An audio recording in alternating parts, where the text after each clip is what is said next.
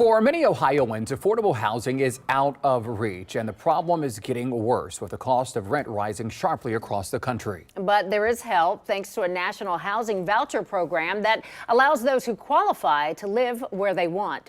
But there's a wait list of 20,000 people in Franklin County alone. As 10 TV's Lindsay Mills reports, there is relief and a cash incentive for those willing to help.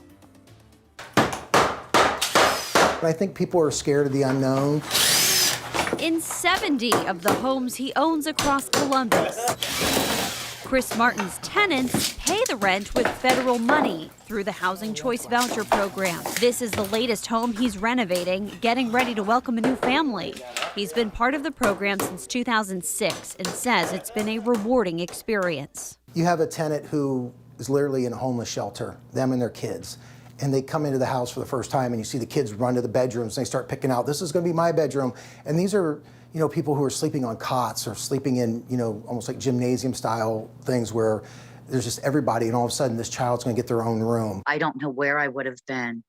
Honestly, we had nowhere to go. Tammy Bigney is one of Martin's tenants. Bigney is disabled. Her daughter suffered a lack of oxygen at birth, leading to her disability that prevents her from living independently. Bigney says they depend on the voucher program. For Section 8 to be there and help us, we would not have been in a place like this. We just wouldn't have. There are thousands of people on the housing voucher wait list in Franklin County. Part of the problem, housing advocates say, the housing is just not there. Increased landlord participation is probably one of the only and the best tools we have to address the need for affordable housing. Last year, Columbus Metropolitan Housing Authority used $1.5 million to incentivize landlords to join the program.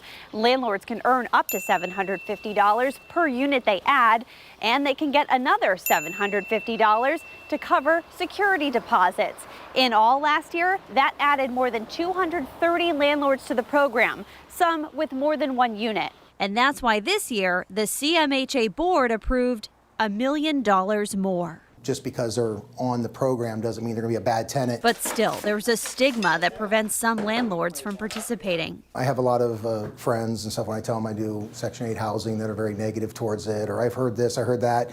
And the reality is you're gonna have the same thing whether you do Section 8 or not Section 8. It comes down to you as a landlord and a property owner doing your due diligence to make sure that you've check their references, check their background, talk to the previous landlord, find out what kind of tenant you're getting. And for Martin, not only has the experience been rewarding, it's also provided him some financial stability.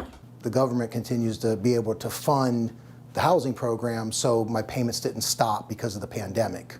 So that's one of the big incentives that I think if you're a new landlord to come into the program. In Columbus, Lindsay Mills, 10 TV News. Columbus Metropolitan Housing Authority has also partnered with others to connect tenants and landlords for free. We have more information on that on our website. Just check out 10tv.com.